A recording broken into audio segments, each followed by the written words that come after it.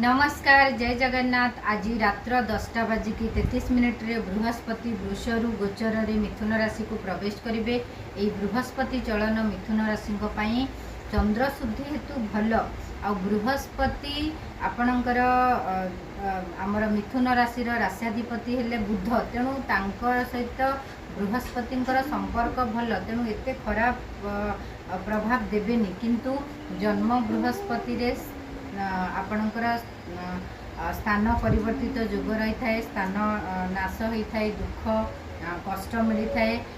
जन्म बृहस्पति रे ही रामचंद्र वनवास जाइथिले, जे राजा हवा कथा सकाळ पाइले से वनवास वन को जाइथिले। तेणु जो माने बहुत दिन रू आशा करुथिले ट्रांसफर हवा पाई मिथुन राशि गले, तांकर ट्रांसफर जोग आसी जाउची। जो माने गृह परित्याग करिया को चाहउचंती, माने घर चेंज करिया को चाहउचंती, तांको पई भी बहुत भल टाइम। आपण माने ए बृहस्पति थिबा समय रे आपण कोन करंतु, जेते पारिबे विष्णु सहस्रनाम प्रति गुरुवार आपण माने पाठ करंतु। न पाठ करि पारले सुनंतु ओम ब्लूम बृहस्पति मंत्र 9 थर नहले 108 थर जप करंतु।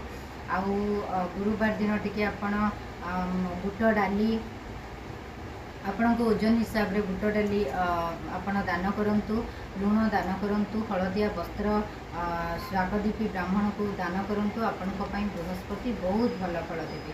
रहिली जय।